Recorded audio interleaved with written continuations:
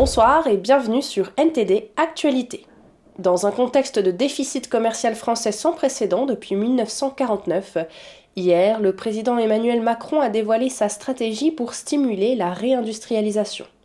Axé sur une forme de protectionnisme entrelacé aux objectifs de réduction de l'empreinte carbone, ce plan vise à inverser la tendance et à renforcer l'industrie nationale. La France fait face à un déficit commercial record.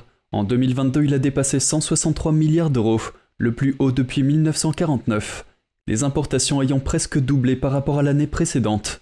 En réponse à cette situation, Emmanuel Macron mise sur une nouvelle forme de protectionnisme, basée sur le contrôle de l'empreinte carbone. Il s'agit notamment de créer un crédit d'impôt industrie verte qui doit permettre de déclencher 20 milliards d'euros d'investissement d'ici 2030 dans les technologies considérées comme vertes, comme les batteries ou les panneaux solaires. De diviser par deux les délais d'obtention des permis pour les projets industriels, en passant d'environ 18 à 9 mois. Faire une pause réglementaire européenne sur les normes environnementales qui s'imposent aux industriels.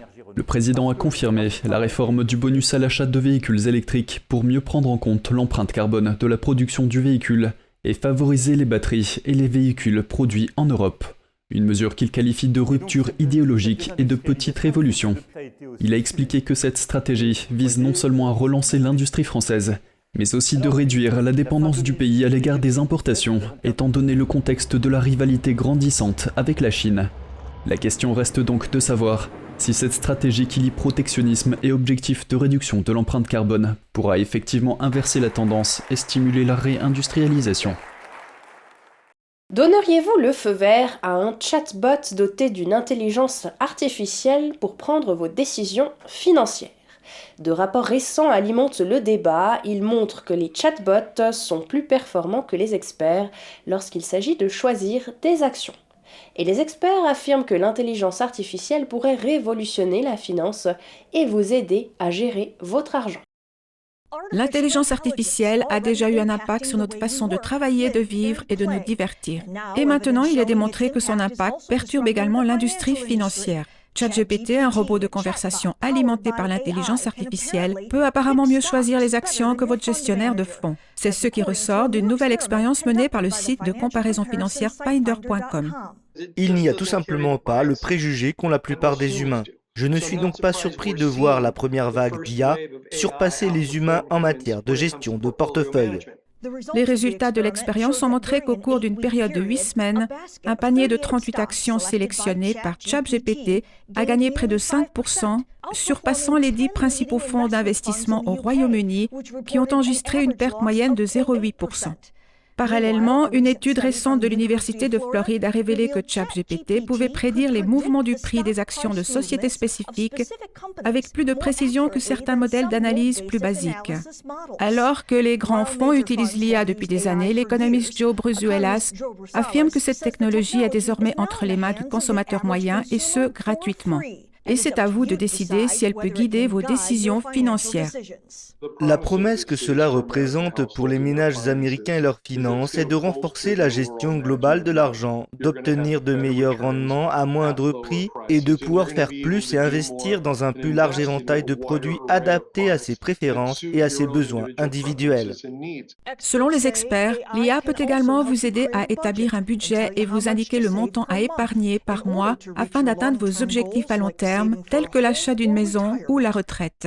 L'Union européenne n'est pas la seule à s'inquiéter des dangers potentiels de l'intelligence artificielle. Le Congrès américain s'en préoccupe également. Les responsables politiques ont appelé à la mise en place de garde-fous et d'une réglementation pour les nouvelles technologies. Christina Montgomery, vice-présidente d'IBM, et Gary Marcus, ancien professeur à l'Université de New York, doivent également témoigner. Le PDG d'OpenAI, Sam Altman, va témoigner devant la commission judiciaire du Sénat américain mardi prochain. C'est la première fois que les législateurs américains ont l'occasion de l'interroger, depuis que ChatGPT a pris le monde d'assaut l'année dernière. Depuis lors, les investisseurs se sont rués sur l'IA et les critiques se sont inquiétés de son utilisation abusive. Un groupe de réflexion économique affirme que les ménages les plus pauvres du Royaume-Uni voient leur situation se dégrader d'environ 4 600 € par an en raison de la Covid et de la crise du coût de la vie. Il prévoit une baisse progressive de l'inflation, mais s'attend à ce qu'elle reste supérieure à l'objectif de la Banque d'Angleterre d'ici la fin de l'année. Ce rapport a été rédigé par Malcolm Hudson de NTD. L'Institut national britannique pour la recherche économique et sociale, un groupe de réflexion indépendant, affirme que l'économie britannique continue de souffrir d'une croissance lente et d'une inflation élevée. Max Mosley, économiste à l'Institut, affirme que si une récession peut être évitée de justesse, ce que cela signifie pour les ménages les plus pauvres est une toute autre histoire. Pour que ces ménages à faible revenu puissent compenser l'inflation, c'est-à-dire que leur salaire augmente au même rythme que les prix et leurs achats quotidiens, il faudrait qu'ils disposent de 4 600 € supplémentaires par an, ce qui représenterait une augmentation considérable. On peut donc considérer cela comme un manque à gagner. C'est le montant qu'ils devraient gagner pour compenser tous ces chocs négatifs. Selon lui, les salaires au Royaume-Uni n'ont pas augmenté suffisamment depuis longtemps, en raison de chocs tels que celui du Covid, du Brexit et la crise du coût de la vie. Toutefois, les régions ne sont pas touchées de la même manière. Selon Moxley, il existe une grande disparité entre les Midlands et Londres. Les Midlands, dit-il, comptent plus d'entreprises manufacturières qui dépendent davantage du commerce international pour vendre leurs produits. Elles ont été perturbées par l'évolution des relations du Royaume-Uni avec l'Union européenne. En revanche, l'économie londonienne est davantage axée sur les services et a mieux résisté aux chocs économiques. Nous prévoyons que plus d'1 million de ménages dépenseront plus pour l'alimentation et les prix de l'énergie ou même pour les factures d'énergie qu'ils n'ont de revenus mensuels.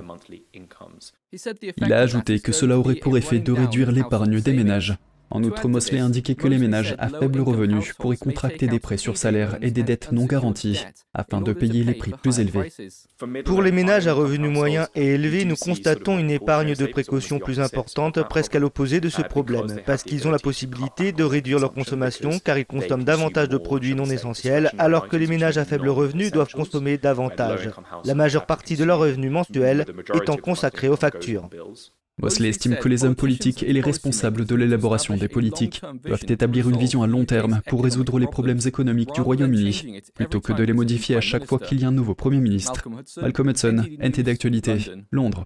Au Royaume-Uni, des médecins ont révélé qu'un bébé était né à partir de l'ADN de 3 personnes. C'est une technique scientifique qui a pour but d'éviter que des enfants naissent avec des maladies mitochondriales dévastatrices. Cette maladie génétique peut entraîner des troubles, voire une mort prématurée, si elle est transmise à l'enfant. Pour la première fois au Royaume-Uni, un bébé est né à partir de l'ADN de 3 personnes. La majeure partie de l'ADN de l'enfant provient de ses 2 parents, et environ 1 millième provient d'une 3e personne. Une femme donneuse. La mère de l'enfant est atteinte d'une maladie mitochondriale qui pourrait entraîner des troubles, voire une mort prématurée, si elle était transmise à l'enfant. Dans chaque cellule de notre corps, à l'exception des globules rouges, nous avons des milliers de mitochondries, de minuscules petits corps. Cette maladie héréditaire incurable survient lorsque les mitochondries ne parviennent pas à remplir leur fonction de production d'énergie pour les cellules de l'organisme. Les scientifiques d'un centre de fertilité de Newcastle ont utilisé une nouvelle technique de fécondation in vitro pour prévenir cette maladie. Ce qu'on fait, c'est qu'on retire le matériel génétique de la donneuse de cet ovule. Il s'agit donc en quelque sorte d'un ovule vide. Il contient des mitochondries et d'autres éléments, mais pas de matériel génétique du donneur en tant que tel. Ensuite, vous transférez le matériel génétique de votre patiente, ses chromosomes, dans cet ovule. Vous disposez alors de son ADN, mais dans un ovule sain qui n'a pas ses mitochondries affectées. L'ADN de la seconde femme n'affecte que les mitochondries et n'a pas d'incidence sur d'autres caractéristiques essentielles de l'enfant, telles que son apparence. Wells pense que la thérapie de remplacement mitochondrial peut être une solution pour un grand nombre de personnes. Selon lui, rien qu'au Royaume-Uni, 3 à 4 000 femmes risquent de transmettre des troubles mitochondriaux et environ un enfant sur 5 000 naît avec cette maladie. Les maladies mitochondriales sont des troubles de la vision et de l'audition, des faiblesses musculaires et des problèmes neurologiques. Il peut y avoir des problèmes neurologiques et des maladies affectant le foie, les reins et le cœur. Il en résulte souvent une mort prématurée. En fait, il arrive même que la mort survienne dans la petite enfance. La technologie a été mise au point à Newcastle et en 2017, la Grande-Bretagne est devenue le premier pays à autoriser officiellement la thérapie de remplacement mitochondrial. Alors que le monde se débarrasse des contraintes liées au Covid-19, dans certaines régions de Chine, les mesures de lutte contre la pandémie font leur retour. Vendredi dernier, le directeur général de l'Organisation mondiale de la santé a déclaré que le Covid-19 n'était plus une urgence mondiale, marquant ainsi la fin symbolique de la pandémie. Pourtant, le même jour, les tests de masse pour le Covid-19 ont repris à Dongguan, une ville du sud de la Chine. Le programme durera 8 jours consécutifs. Cette annonce a suscité des craintes au sein de la population quant à la possibilité d'une nouvelle épidémie. Beaucoup de gens ont paniqué et se sont inquiétés lorsque la nouvelle est tombée. Chaque test est facturé environ 2 €. Certains se demandent si la mise en place de ces tests de masse n'a pas été motivée par des groupes d'intérêt cherchant à en tirer profit. Ils avaient l'habitude d'imposer ces tests uniquement pour l'argent. Je ne me suis pas senti bien pendant 2 mois après les avoir faits, alors j'ai arrêté. Puis la police est intervenue avec des agents de vaccination et m'a forcé à les faire. La mise en place de ces tests fait suite au boom des voyages de la fête du travail en Chine au début du mois de mai. De nombreuses personnes ont signalé des symptômes tels que des maux de gorge et de la toux après la pause de 5 jours. Les universités, notamment celles de Pékin et de Wuhan, ont réaménagé leurs sites de quarantaine dont certains débordent déjà de patients. Réagissant à l'annonce de l'OMS, le principal responsable chinois de la lutte contre la pandémie a déclaré que le pays resterait vigilant et poursuivrait ses efforts de vaccination. Pékin n'a renoncé à sa politique stricte de lutte contre le Covid-19 qu'à la fin 2022. Le régime s'est targué d'une victoire décisive sur le virus en février, malgré les doutes croissants et les allégations de manque de transparence. En Chine, les ventes de produits pour bébés et enfants diminuent après le déclin historique de la population l'année dernière. Pour les fabricants, il s'agit de développer de nouvelles sources de revenus. Poussettes, habits et peluches. Les articles du rayon bébé voient leur vente diminuer en Chine, où de plus en plus de gens renoncent à avoir des enfants. La baisse de la population chinoise oblige les entreprises qui fabriquent des articles pour bébés ou pour enfants à se diversifier ou à chercher des acheteurs à l'étranger. Yan Chang est l'une d'entre elles. Elle est fondatrice et PDG de la marque de vêtements pour enfants Natuna Kids, qui fabrique désormais davantage de vêtements pour adultes. Nous avons beaucoup d'ensembles parents-enfants. Par exemple, un vêtement que je n'aurais fait auparavant que pour les enfants, je vais maintenant demander à mon tailleur de le faire pour les adultes. À l'heure actuelle, le volume des ventes des vêtements pour adultes est en fait assez important. C'est ainsi que nous nous préparons actuellement à la baisse du taux de natalité. Nous avons envisagé de fabriquer également des vêtements pour animaux de compagnie, mais notre équipe est relativement petite. L'année dernière, la population chinoise a diminué pour la première fois en 6 décennies et en avril, l'Inde est officiellement devenue le pays le plus peuplé du monde. Les répercussions ont été rapides. Le marché chinois des aliments pour bébés et des couches est le plus important au monde, mais il devrait se contracter cette année pour la première fois depuis qu'Euromonitor a commencé à recueillir des données en 2012. Le cabinet d'études estime que le marché diminuera de 2% pour atteindre 34 milliards d'euros d'ici 2025. Sean Rain est directeur général du China Market Research Group. Pendant des années, la Chine a été le principal moteur de croissance des plus grandes entreprises mondiales de produits de puériculture, qu'il s'agisse de lait maternisé, de couches ou de jouets pour enfants. Ce qui se passe, c'est que beaucoup de ces marques multinationales commencent à se concentrer sur l'Inde. En effet, l'Inde continue de croître et à éclipser la Chine en tant que plus grand pays du monde en termes de population. La baisse des taux de natalité ne devrait pas s'arrêter de sitôt, les analystes notant que les jeunes adultes chinois ne souhaitent pas avoir plus d'un enfant, voire aucun, en raison des coûts élevés de l'éducation des enfants. Et une peinture emblématique de la Renaissance est devenue influenceur virtuel. Une agence de tourisme italienne a dépensé près de 10 millions d'euros pour ce projet, qui a été largement décrié. Andrew Thomas de NTD nous en dit plus. Le maître de la Renaissance, Sandro Botticelli, a peint la naissance de Vénus à Florence vers 1485. L'œuvre représente la déesse Vénus, symbole de l'amour, de la beauté et du désir, émergeant d'une coquille Saint-Jacques géante. Une récente campagne publicitaire gouvernementale a fait de la Vénus de Botticelli une influenceuse des temps modernes. Cette campagne est née du désir de rechercher une image qui soit une icône capable de représenter d'une certaine manière l'art, le style italien dans le monde entier. Cette campagne est en effet destinée aux marchés étrangers. Elle n'est pas créée pour l'Italie. Les titres des journaux italiens qualifient la campagne de grotesque et de vulgaire. Les critiques de la publicité soulignent également la faible valeur de production de la campagne. Commençons par les images elles-mêmes. Elles n'ont pas été enregistrées par Armando Testa. Tout dans cette campagne semble être des images et des vidéos d'archives. Certains disent que Botticelli se retournerait dans sa tombe. Peut-être que Botticelli ne serait pas content, comme cela arrive aux artistes lorsqu'ils sentent qu'on leur vole quelque chose, leurs idées. En fait, je dois être sincère. Je pense que ces images sont mensongères, parce que nous ne pouvons absolument pas les définir comme Vénus et appeler Vénus cette figure qui a été créée. Il s'agit d'une image inspirée de Vénus. Le directeur général de l'Agence nationale italienne pour le tourisme a défendu la campagne publicitaire de 150 000 €.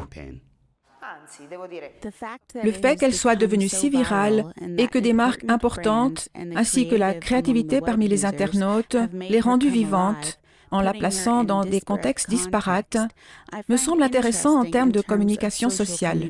Cela signifie qu'en dépit de l'impact, il semble que notre campagne soit plus attrayante qu'ils ne veulent l'admettre. Le tourisme est une industrie importante pour l'Italie. Le pays a accueilli environ 17 millions de visiteurs en 2022, ce qui lui a rapporté quelques 14 milliards d'euros, selon l'Association des entreprises italiennes, Conf Commercio. Andrew Thomas, NTD Actualité.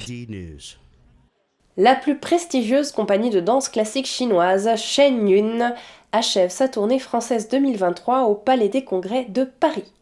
Basée à New York depuis 2006, la compagnie s'est donnée pour mission de faire revivre la culture millénaire et la sagesse de la Chine ancienne le temps d'une performance artistique inoubliable. Chaque année, ces artistes de très haut niveau redoublent d'efforts afin d'offrir au public le meilleur de la danse classique et ethnique chinoise, le tout accompagné d'un orchestre unique combinant des instruments symphoniques occidentaux avec des instruments traditionnels chinois. Voici un aperçu de ce qu'en pense le public. Je crois que c'est quelque chose qui amène une vision vraiment du ciel et aérienne ou de l'espace sur tout l'ensemble de la vie, sur la création et quelque chose de l'ordre du paradis. C'est un spectacle magnifique qui allie à la fois la modernité et la tradition. C'est grandiose.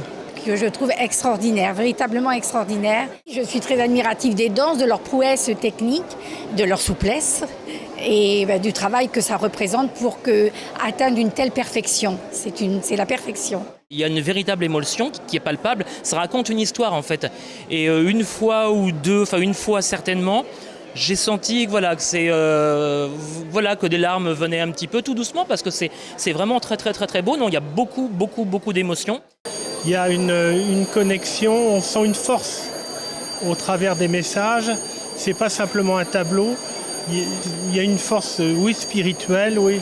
J'espère que je vais bien le prononcer, vraiment à l'occidental, le Falun Jaffa, c'est ça, qui amène aussi le spectacle, aussi d'ores et déjà amène, je pense, vers quelque chose de supérieur, extrêmement supérieur, élevé, spirituel en fait.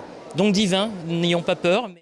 Les artistes de Shen Yun suivent en effet les principes de vérité, bonté, patience, et cela se traduit dans l'esprit de générosité et de partage qu'ils insufflent sur scène. Je trouve qu'il mérite d'être encore plus écouté, vu, partagé, entendu, parce qu'il est apaisant, il est complètement, je trouve, presque à contre-courant de cette multitude qui marche au pas cadencé, de cette frénésie de ce monde qui va à toute vitesse, qui est extrêmement, vous en conviendrez peut-être, j'imagine, mais inquiétant, anxiogène, dangereux, je trouve même parfois, je pense à la géopolitique, tout ça, c'est une période assez singulière.